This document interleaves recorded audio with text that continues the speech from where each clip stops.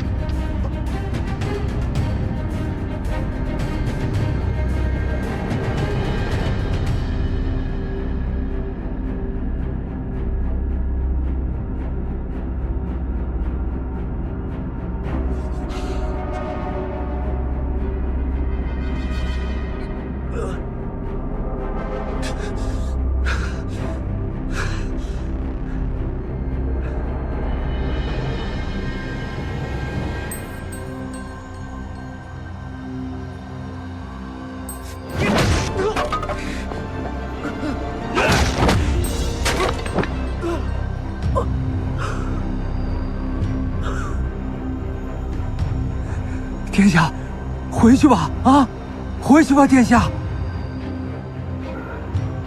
小雅与我说过，无论遇到什么，都不可放弃。哎呀！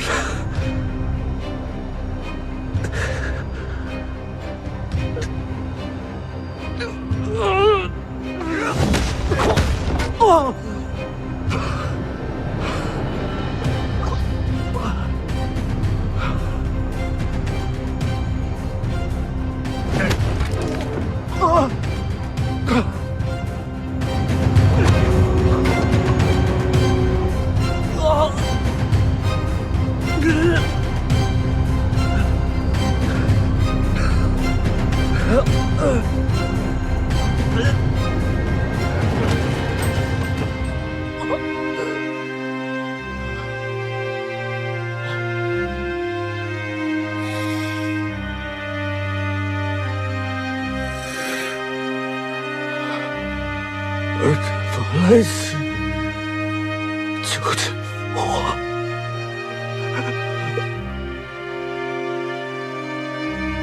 进来吧，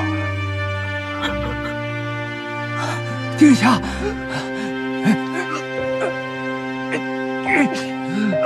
殿下，殿下。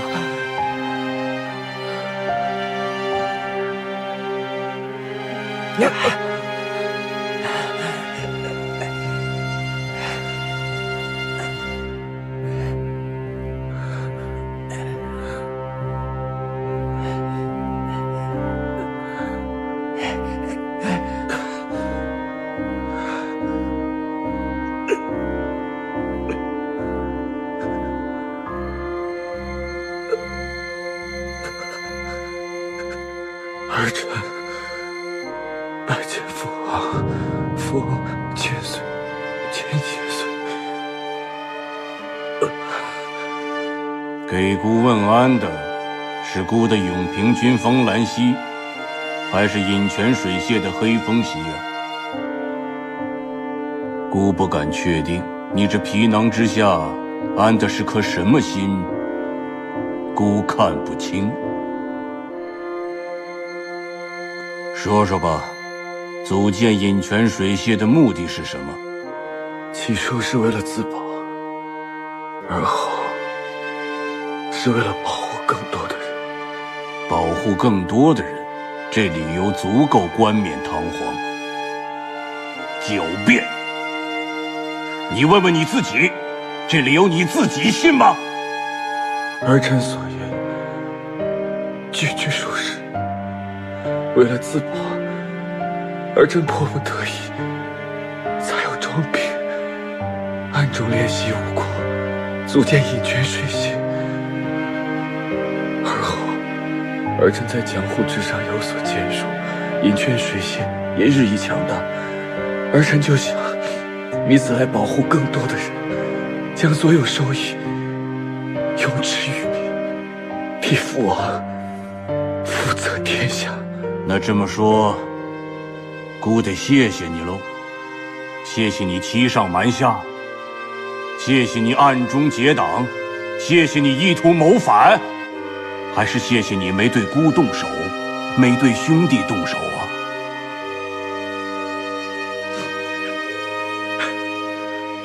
儿臣只是想把这件事情都与父王说清楚。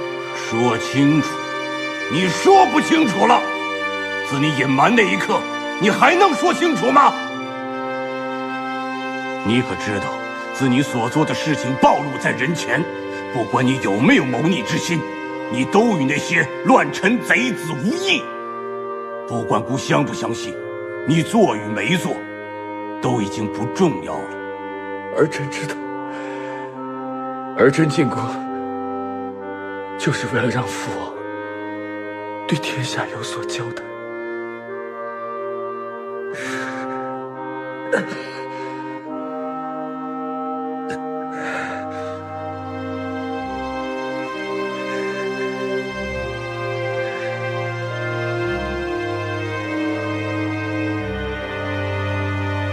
此乃饮泉水榭各州分多的名录，以记如玉轩这些年经营的情况，还请父王过目。这什么意思？饮泉水榭本就是父王命儿臣所设，儿臣不过是替王分忧，这不正是父王所要的吗？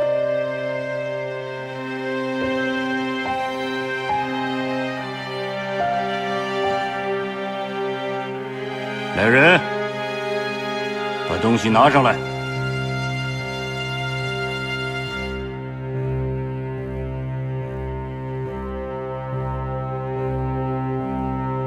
姑要的不仅仅是一个饮泉水榭，姑也知道，如果没了黑风溪，那饮泉水榭就是个废物。姑为何还要一个废弃之物呢？这酒名曰断伤，并非毒酒，但可化解内力。你不一向以文弱示人吗？那你便真的做一回文弱公子吧。儿臣只有一个问题：父王这酒是何时为儿臣准备的？总知道你就是黑风溪那一刻。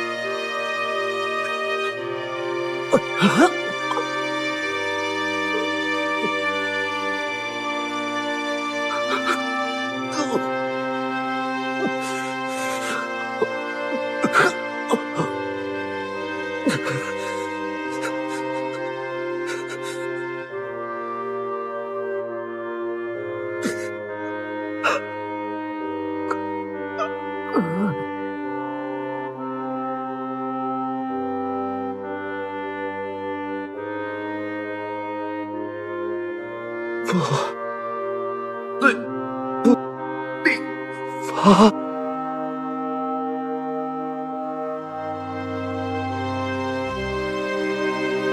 既如此，你便是替孤堵建了饮泉水线。铁路，你指永平君封兰溪，为孤分忧，为国尽忠，加封永平侯。是。现幽州公主华纯然据。特令封兰溪带雍州前去参与。你的那些江湖人，吾先将他们押在天牢之下。你迎娶华纯然之时，便是吾释放他们之时。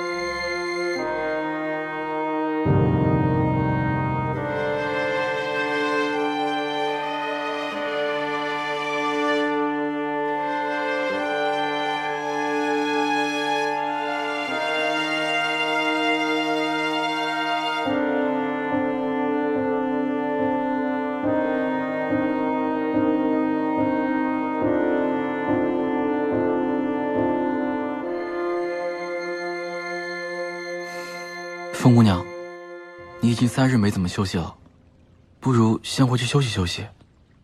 若是殿下醒来，发现你如此憔悴的模样，会心疼的。还是我守着他吧。是。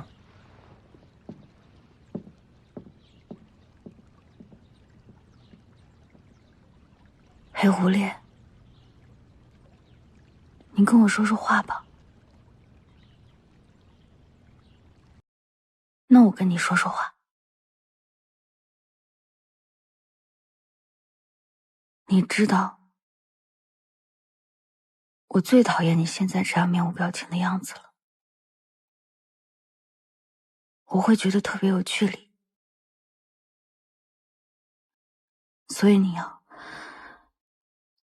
赶快醒过来，睁开眼睛看一看我，哪怕你骂我2句，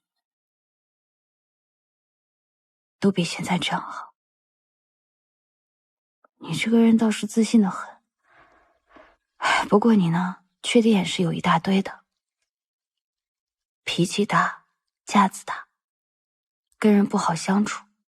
总的来说，你这只臭狐狸就是老奸巨猾。不过七无说，他说我说你这些缺点的时候，是会笑的。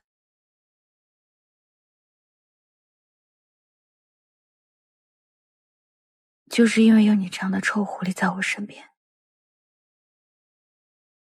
我才会觉得特别安心。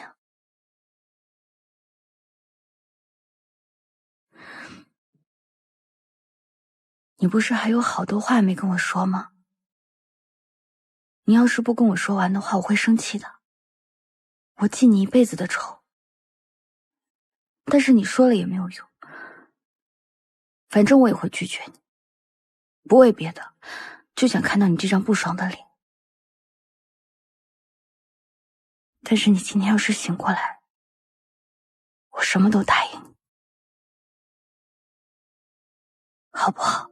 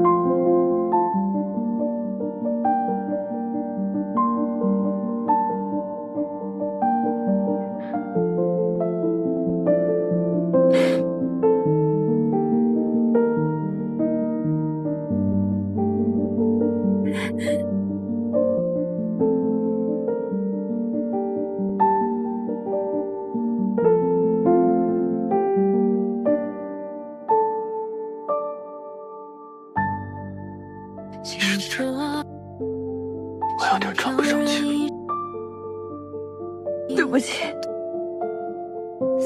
你感觉怎么样？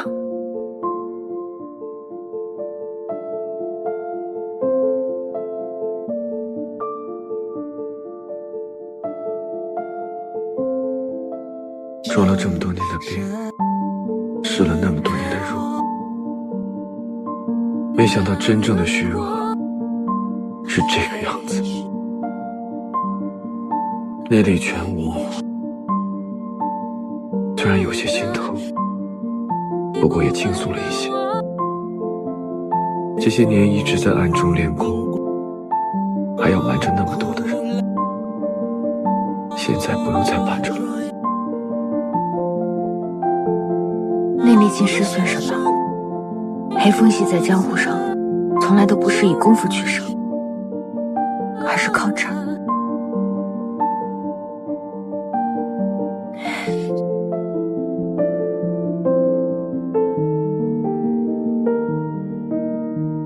我昏迷了几天？3天。辛苦你了。所以这3天都是你在照顾。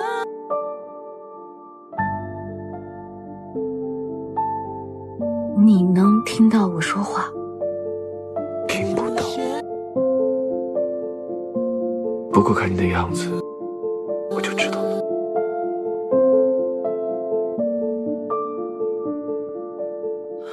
殿下，你可算醒了。多谢。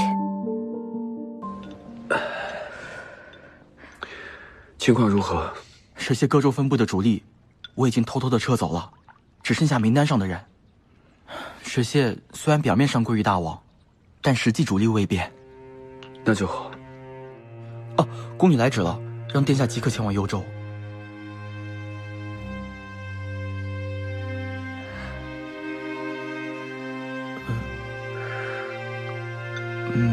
我先下去了。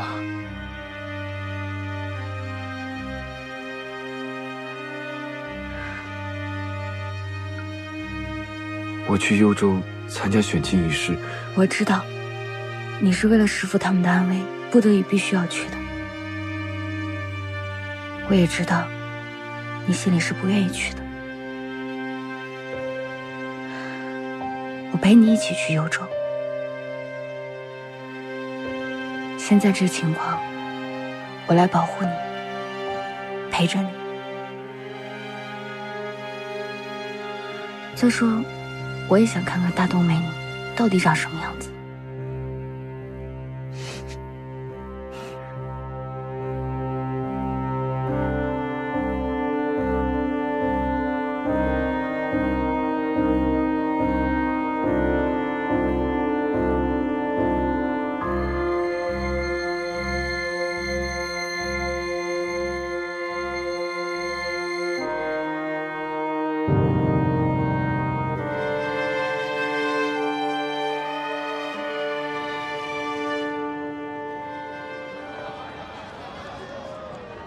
一路上多谢公子，今日之恩，小女子定当相报。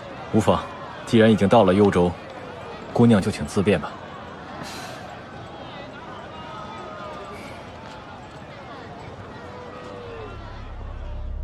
是他吧？你不是早就看出来了吗？那你觉得我表现如何？既没有刻意的讨好和照顾，又恰到好处的展现了你的风采，至少印象不会差吧？那这么看来，我的胜算又多了1成。世子先行休息，我去打探一下其他人的情况。有劳无缘了。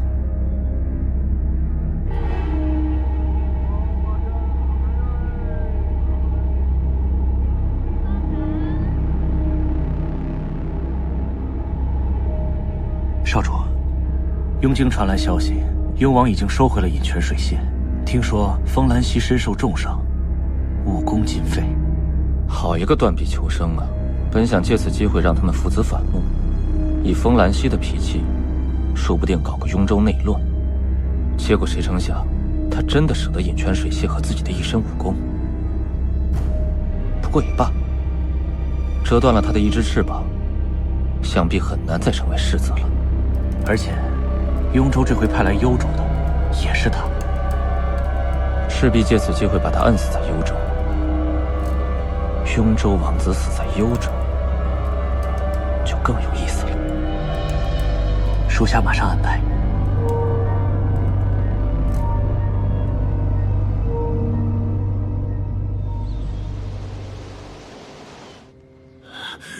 废物！废物！一群废物！姑怎么养了你们这么一群没用的家伙？纯然要是有个三长两短，尔等废物就等着姑要你们的脑袋！微臣立刻派人再去寻找。都给我滚！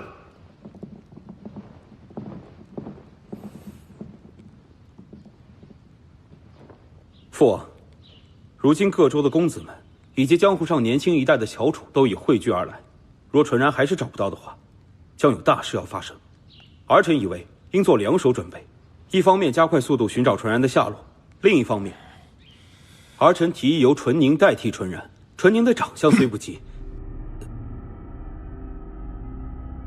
大郎，原来你是为了你这个妹妹啊！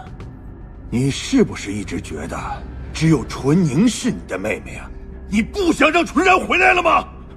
儿臣绝无此意啊，父王。儿臣是担心各州的公子们心存不满，反而将怒火针对幽州。儿臣一心为了幽州，天地可见啊，父王。你呀，报！大王，公主殿下回来了。快让她进来。是。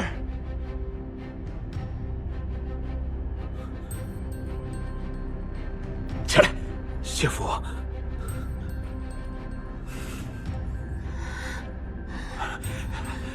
儿臣快起来，快起来！纯儿，可有哪儿受伤了吗？父王，纯儿已无事，倒是这些天让您担心了。儿臣有罪。你何罪之有啊？大郎，还不赶快下去，让御膳房准备点好吃的送过来。是。纯儿，告诉爹爹，跟爹爹说说路上发生的事情。爹，我们现在该怎么办啊？你放心吧，凤喜和永平君一定会想办法救我们的。就怕永平君自身难保啊。永王抓我们，也是为了挟制永平君。现在我们倒是安全的，本来想救人，却遭到陷阱，凤儿是连累永平君了。放饭了啊！来，吃饭了，过来拿饭。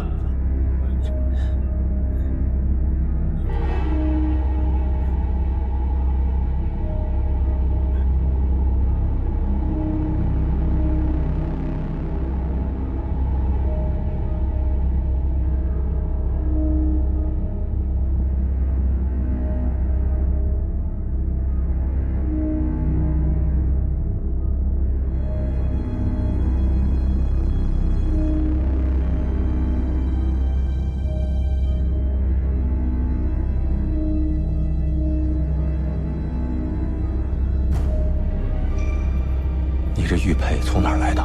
能让我看看吗？你认识这玉佩？认识。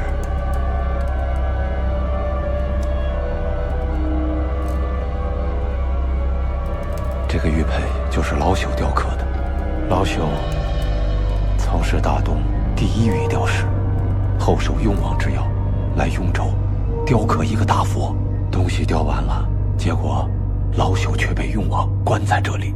哎，你跟玉家是什么关系啊？玉家，这玉佩乃是多年之前帝京的玉家找我雕刻的。不过呀，这天人玉家的人呐，都短命，不知道现在还在不在了。道长，你真的确定？自然，这镂雕的工艺啊，除了我，没人会。帝京玉家，天人玉家，难道是他？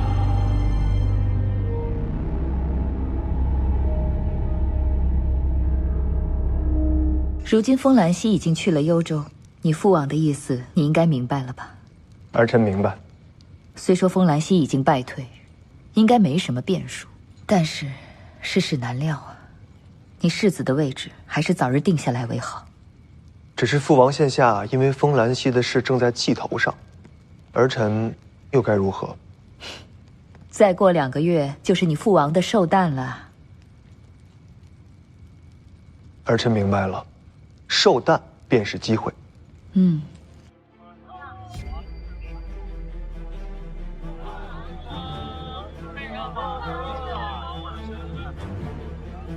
后面一直有尾巴跟着我们，为什么不甩掉他们？父王自然不会只让明面上的人看着，这些人是用来真正监视我的眼线，他们会全程盯着我们，将我们在幽州发生的一切禀告给父王。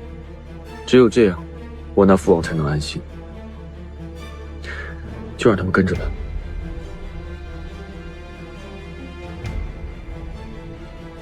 你有何计划？幽州王宫。现在进宫，离选亲之日还有10日。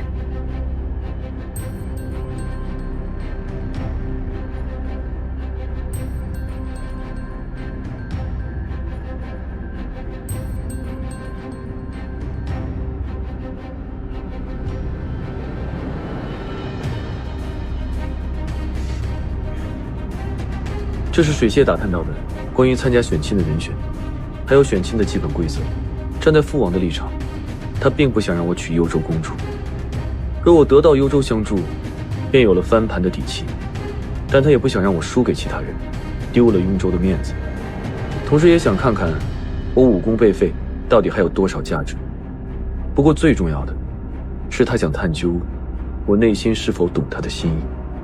所以此次幽州之行，表面上是求公主，实际是父王的一道考验题。这道题的答案是忠心。只有表现出足够的能力和忠心，父王才能满意。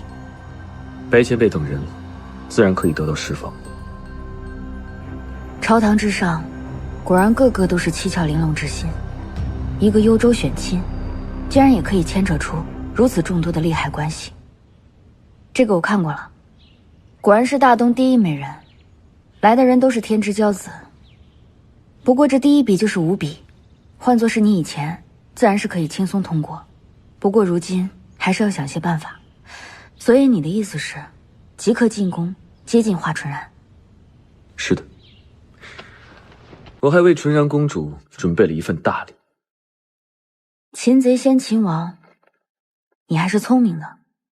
不过这个华纯然可不仅仅是大东第一美人，我听说她对幽州朝廷也是颇有影响的。以她这样的性子，若是与她交好，她能帮助我们斡旋5笔之事，自然会有办法。从她送舍利一事就能看出，这个人颇有心计，想要取信于她，其实并不容易。华纯然不仅聪明，而且极为机警。自帝京送完舍利，这一路上被人追杀，但是他早有预判，几次都死里逃生。不过像他这样的人，也极为防范他人，除非这个人与他毫无利益关系，也要是他喜欢的人，性格更是与他互补，要让他从此人身上感到好奇，而且这个人最好是女子，比如我。也只能是你。你性子极为洒脱，于这世间极为独特，凤栖无能被你吸引，华纯然也如是。我知道你担心白前辈以及天生门的安危，所以我不想强求于你。来幽州之前，师父就与我交代过了，做事即随本心，不要陷入悲戚之中。这一路上我也想了很多，师父他们现在在雍京，暂时是安全的，更何况还有戚无他们照应。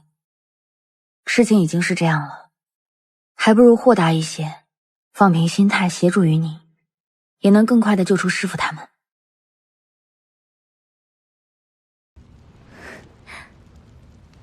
公主这样貌，说是大东第一美人都过于谦虚了。我看呐，咱们公主是天下第一美人。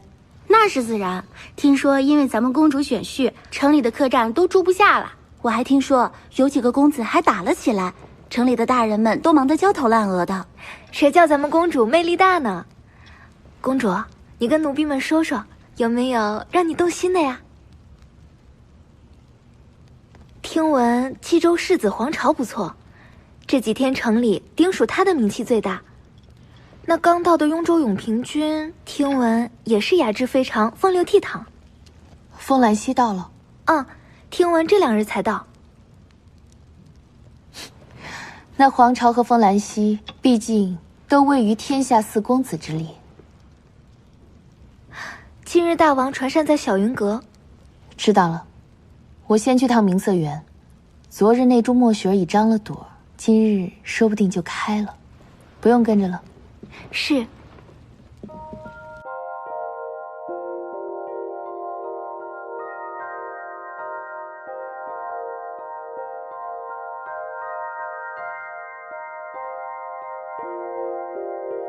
原来世上真的有这样一位美人啊！都说牡丹国色天香，这位美人更甚花中之王。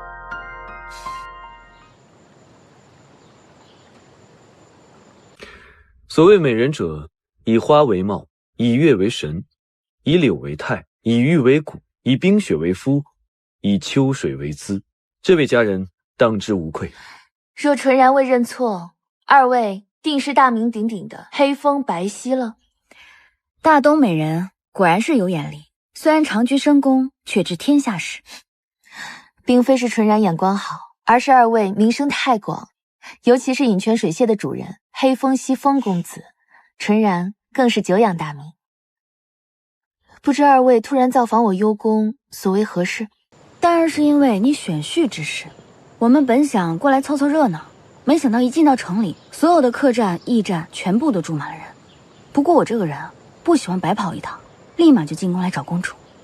如此说来，倒却是纯然的不是了。公主巧笑倩兮，不因刚刚封女侠玩笑有所不快。如此胸襟，在下折服。2位过谦了。2位若是不嫌弃，可在我落华宫住下。纯然虽久居深宫，但对江湖之事也是好奇的很。公主千金之躯，如此平易近人，在下感激不尽。因此奉献一礼物，以表我饮泉水榭之诚意。礼物？公主是否在等人押送2个囚犯？路上有人想杀人灭口，在下当时正好经过，管了一二。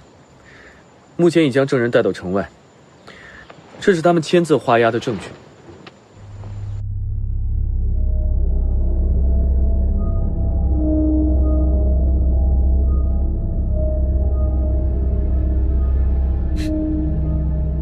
饮泉水榭可知天下事，果然名不虚传，连我幽州世子之秘辛都能知晓得一清二楚。不知风公子有何目的？公主莫要误会，我们只是想跟公主交个朋友，这个不过是见面礼罢了。公主风姿必要如这牡丹，出世倾国。我等愿为公主效劳，祝您冠绝天下。2位的诚意，纯然感受到了。只是父王传了午膳，得先告辞。沿着此路前往落华宫，稍后纯然一定尽地主之谊，与2位开怀深谈。有劳公主了。多谢。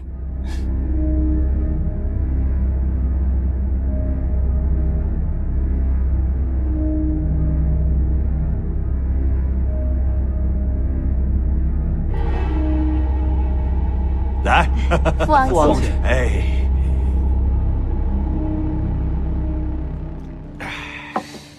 孩子们，吃菜吃菜。是。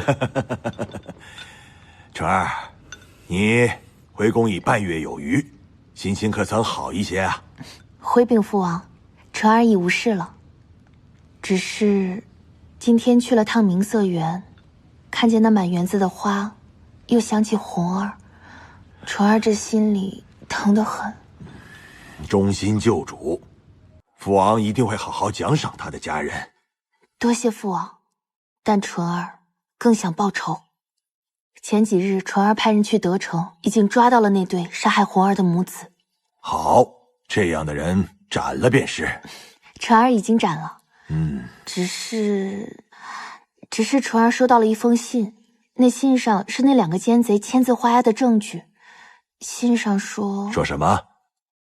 信上说他们是大哥派去的。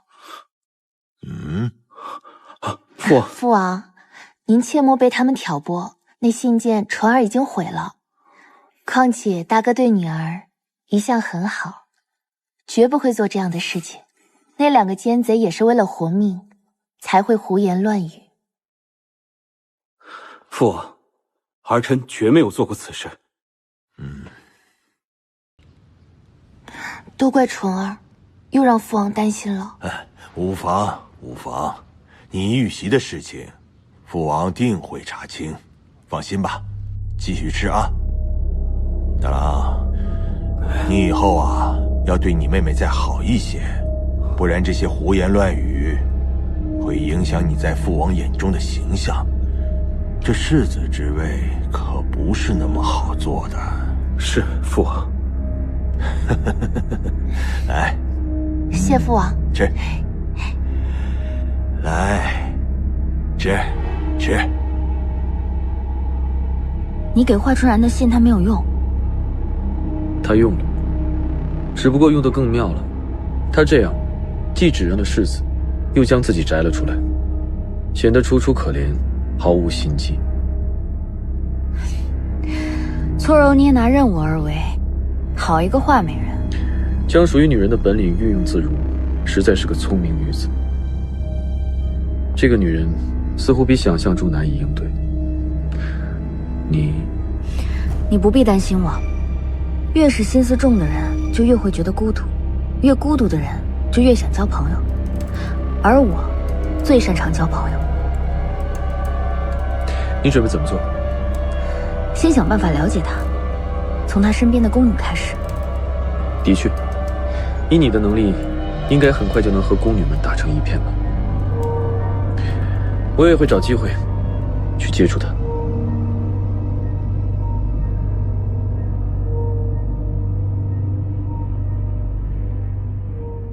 在这一路上，这黑风白皙2人好像并没有多大个动静啊。我不相信他没有后手，也许这幽州便是他的后手。那其他人呢？其他人不足为惧，我的对手只有他。昔日江湖神算子岳青烟曾经点评我们4人：玉和、兰雅、黄傲、西隐。这和和傲字最为明显。至于这隐字，当我得知2人是一人后，也不难理解。而最为难测的，就是雅字。若只是一个简单无害的雅，他又怎能做到让全天下人侧目的呢？这隐与雅搭配在一起，就更让人难以琢磨了。其实我倒挺想和他一会的，只是为了你的霸业，他最好永不出世吧。他出世也好，不出世也好，这条通往地京的道路，我绝不允许任何人阻挡。对了，明日幽王邀我入宫，那就祝你旗开得胜。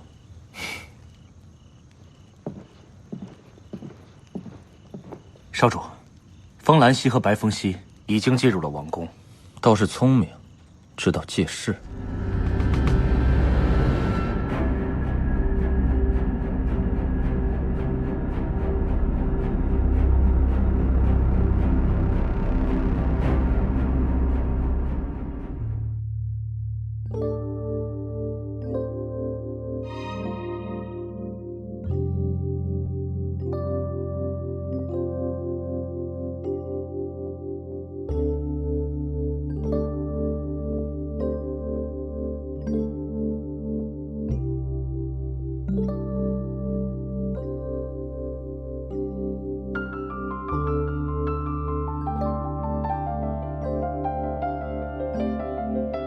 殿下，你要不要管一下那位风姑娘？基本上这些天来，她所有的表现只能用好吃贪睡的懒虫来形容。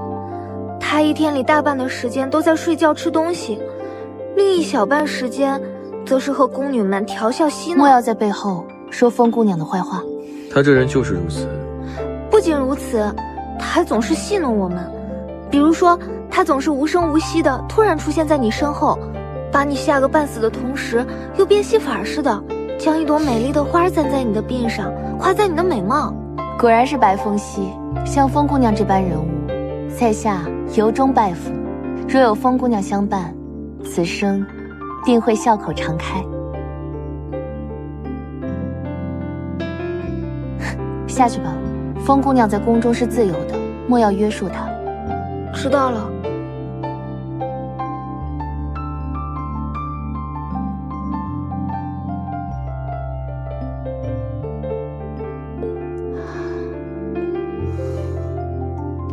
你这脸蛋儿啊，真好看，属于素雅之容，这种眉毛最适合不过了。真好看，好看吧？好看，你自己看看。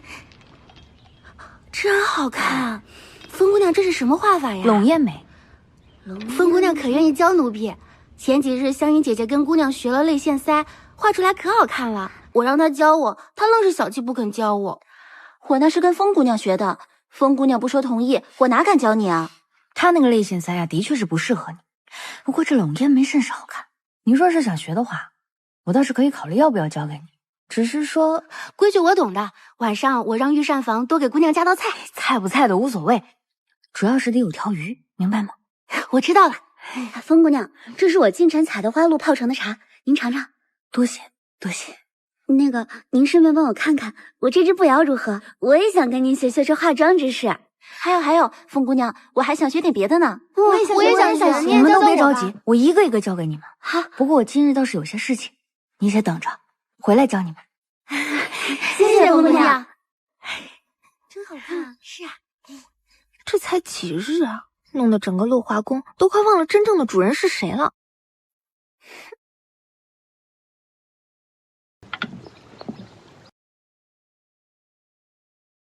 哎，画美人，这个棋应该下在这儿。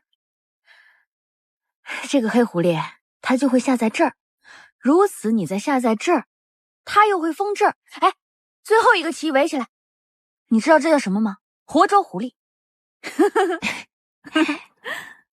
没想到风姑娘棋艺如此高超。这不是高超，这是熟知狐性。人说江湖多草莽，纯然却不以为然。是不是所有的江湖人都如二位这般，通诗文，经六艺，知百家，晓兵剑，便是王侯子弟也不及二位？我倒是想问问画美人，是否所有的公主都跟你一样大胆，竟敢在宫中收留我们这种来路不明的江湖人？纯然既然敢留二位在宫中，自是认为看人不差。如二位这般奇特之人，对一生都将居于深宫的纯然来说，是一段最奇特的回忆，也可以说是最值得回味之事。所以我既得之，必真之。得之真之，不得，我命之。正是如此。画美人，你每日待在这深宫当中，就不曾想要出去看看？这外面无论是花草树木，又或是人生百态，可比这宫里精彩多了。出去看看，或许一开始会有新奇之感，但这世间有人的地方，又岂会有二般？我既不会纺纱织布，又不会耕田种地，更不惯粗茶淡饭，我要如何适应这寻常百姓的生活？我呀，就只会一些风花雪月的闲事，还有自小至大学会的如何在这深宫中生存。好，画美人这番话说的是甚好，我还以为你会像一些深闺小姐一样豪气地说，且将富贵弃如土，换得逍遥白头人。没想到你说出这样一番话，画美人果然是慧根慧眼，识人知己。看似你救山，实则山救你。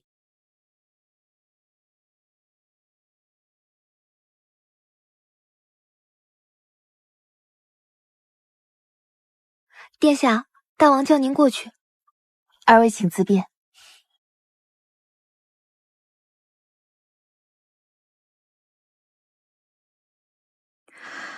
说服华纯然帮我们，几分胜算？我觉得他对你没有防备之心，是时候与他说清楚了。好，这几日我便约他。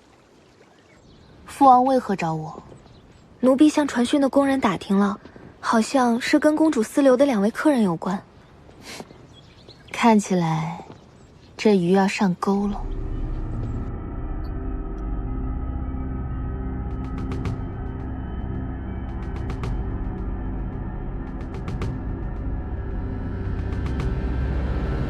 儿臣拜见父王，父王千岁千岁千千岁。起来吧。谢父王。父王听说，父王，您可曾听说黑风白皙？哼，父王当然听说过。这二人乃武林当中的绝顶高手。只是纯然，你因何提起啊？纯儿正要禀告父王，这二人正在纯儿宫中做客。纯儿，你堂堂公主之尊，岂能接触这些江湖中人？况且那黑风息还是名男子，留在你的宫中，要是传扬出去，岂不坏了你的名声吗？父王，那黑风白皙是一男一女，他们同留在宫中。况且这宫中还有上百的宫女和内侍看着，女儿坦坦荡荡，不怕被小人污蔑。父王也曾说过，这江湖草莽中也有奇人俊士。经过这些天的相处，女儿发现这黑风白皙定是罕世奇才。父王若得他们相助，定能大展宏图，我幽州也定不会再屈居于雍州、冀州之下。你是想引荐这二人为父王所用？正是。光凭这二人不惊动侍卫便能自由出入宫中这等本领来看，父王当可用之。女儿之所以百般结交于他们，就是想把他们留在幽州，以相助父王。或许这二人能帮您得天下。纯儿，你自幼聪慧，父王的这点心思，也只有你能懂得几分呐。来，坐下说。坐。父王，您可要接见二人？孤暂不接见。这些江湖中人心性难测，且看看再说吧。只是那二人在你宫中已驻有5日，你公主之尊怎么能和这些草莽同住？还是让他们搬到宫外的别馆吧。原来父王早已知晓二人在女儿宫中，父王可是派人监视女儿，不信任女儿。哎呀，纯儿，没有，父王绝无派人监视于你，只是你大哥担心你，所以才告知了父王。大哥啊，父王这么说，纯然更害怕了。若大哥知晓纯儿宫中之事，那纯儿从地境回来的行踪，还有那2个奸人一口咬定便是大哥所为，那这……纯儿，你放心，这件事情父王一定查清楚。来，坐。纯儿，父王把你选亲的消息一经昭告，天下爱慕纯儿的男儿纷至沓来，不乏王侯子弟、江湖豪杰。纯儿告诉父王，你想选个什么样的驸马？是父王想要什么样的女婿？这世上能配上纯儿的人真的不多了，身份地位、才学容貌，能与纯儿匹配的，父王看中了2人，一位是雍州的兰溪殿下，一位是冀州的皇朝世子。那父王觉得呢？皇朝世子已在我王都，今晨父王已接见他，果真是才貌双全的英伟男儿。至于兰溪殿下，也曾有书信直达父王，心中亦有求亲之意。只是纯儿觉得如何？只是若纯儿的驸马不是兰溪殿下、皇朝世子这等王族之人，而是一位才华卓绝的平民百姓，这样既可以辅佐父王，也不会心生贪念而图谋幽州。纯儿，你是不是看上了你宫中的那个黑风息了呀？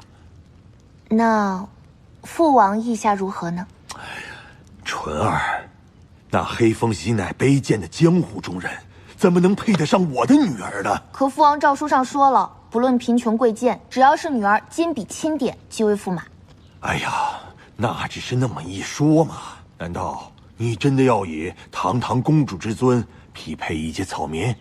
父王所说，不论贫富贵贱，那只是一种笼络人心的手段。姑的女儿，论才论貌，当是一国之母才是。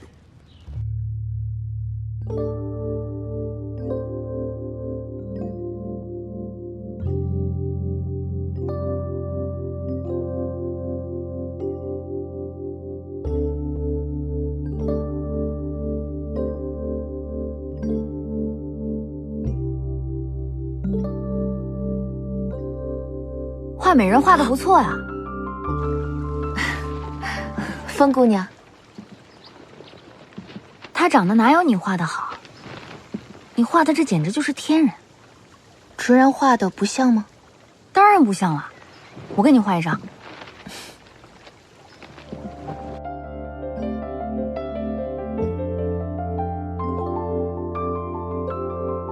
画美人可看好了啊，这狐狸的脸呢，有一些长，像一个鹅蛋。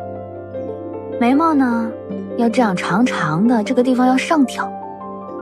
哎，这黑狐狸啊，天生生了一对勾人的丹凤眼，斜眼看人的时候吧，倒觉得有些妩媚。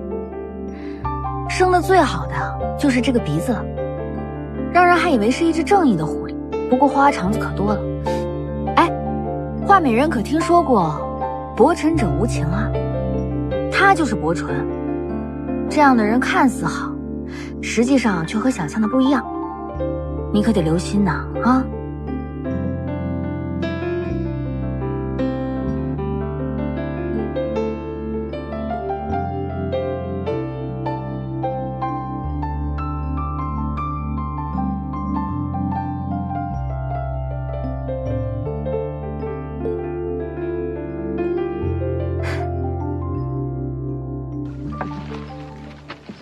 如何？果然风姑娘画的更有神韵，能够如此传神画出风公子，想必二人知之甚深。我与他认识很多年了。那不知风姑娘可否帮纯然一忙呢？你想让我帮你什么？纯然中意风公子，想召他为驸马，风姑娘可否帮忙？此次向你求亲的人，可谓是网尽了整个大东朝的俊杰，其中不乏有冀州世子、雍州王子这样举世无双的人物，你偏偏却选了一个身份低微的江湖人。因为在这些人里，父王只看得上黄巢和风兰溪，而他们二人却是本国身份尊贵之人，必要考虑本国的利益。若纯然嫁去，其实纯然只想在往后的岁月里，能够多一些开心与真心。我一生的追求，便是一个女人所能享有的至高地位和无限荣光。无论嫁与谁，在哪儿，纯然都能富贵一生。风姑娘，信吗？我信。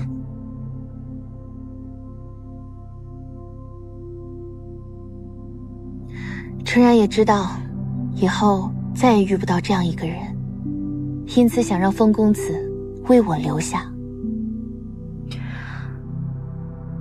绝美的面容，聪明的头脑，深沉的城府，某些方面倒还真是挺相似。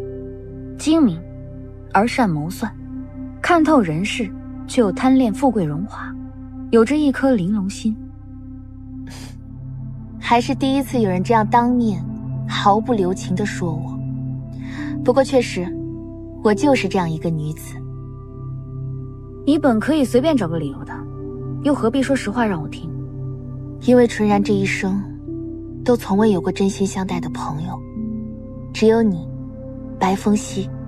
纯然希望你是唯一的朋友，不带丝毫欺瞒算计，只有真心相待。是因为我存于江湖上，对你造不成任何威胁。是。风姑娘可答应？你当真以为他对我动心了吗？相比感情，他更在意的是幽州的未来，以及他自身的权利。他之所以选择我，是因为我是黑风息，一个在江湖上势力强大，但在朝堂之中并无依靠的黑风息。而这也正是问题所在。我也是风兰系。殿下，你说这风姑娘会帮你吗？会的。殿下如何肯定的？这几日，她不是一直在跟你们打探本殿的消息吗？如此做来只有一个理由，便是帮助黑风息。本殿不过顺水推舟而已。原来他们二人入宫就是为了这个。那风公子还真像风姑娘说的一般，狡猾多端，是聪明，懂得知己知彼的道理。殿下这是情人眼里出西施。现在看着风公子啊，是怎么看怎么好。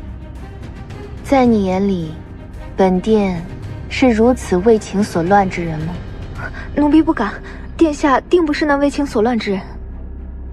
我可是连雍州的风兰溪都放下了。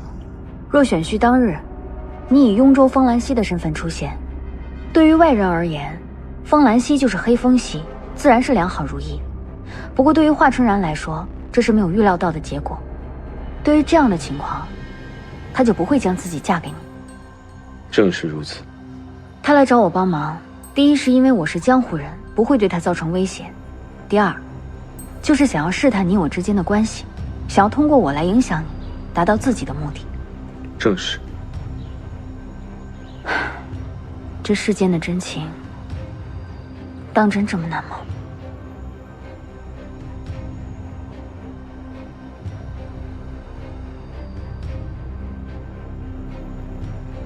本殿与父王说选择他，是因为他没有背景且实力强大，足以助我幽州在6州中争雄。与风姑娘说选择他会使本殿开心，这些都是实话，又都不是。那殿下到底为何要选择这风公子呢？因为他最有欲望，也最好控制。虽然他嘴上不说，但他内心是喜欢风姑娘的，但他还是来了，说明他有野心，也有欲望。这样的人最好控制。还是殿下深谋远虑。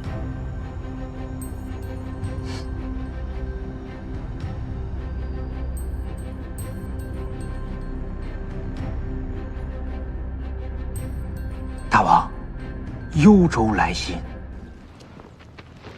2封信，一封来自幽州的如玉轩，一封则是跟随永平侯一块儿去的人传回来的。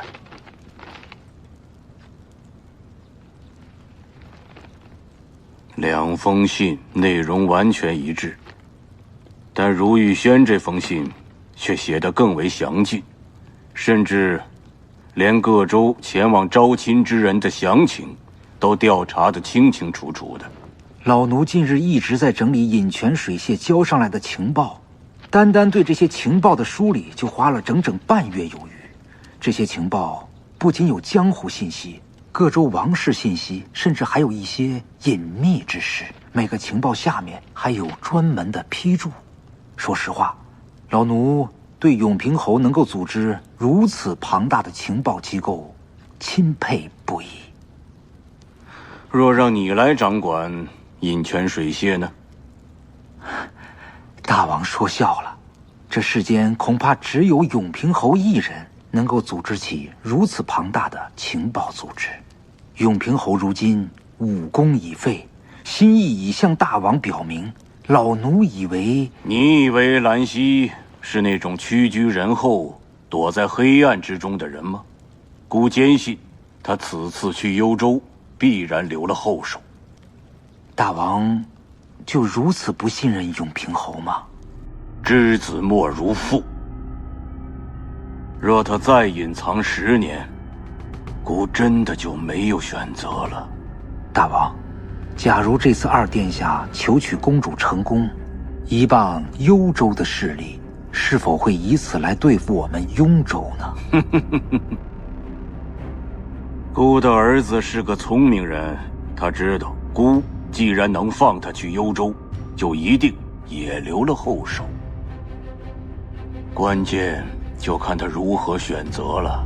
所以，大王，二殿下这次求的不是公主，他是为了重获大王您的信任呐。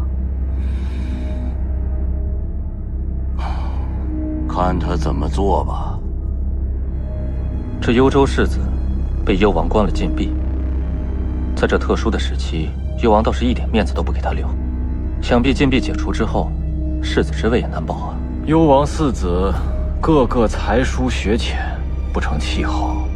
这个世子也不过是矮子里拔将军而已。听说今日朝会之上，是几个御史台的官员参了的，你怎么看？御史台的人就是幽王的人，此举微妙啊。吴元倒是以为幽王关世子禁闭另有原因。是华纯然。华纯然当选大东天女，最不愿意他回来的就是世子，而现如今又正值他选亲。若真的找到了一个如意郎君，这世子可就更被动了。这华纯然回到幽州还不足以1个月，就这么轻易地扳倒了世子，倒是有几分本事。有此女与你相伴余生，天下定会太平，吴元也就放心了。待天下一统之后，你依然是我皇朝的挚友。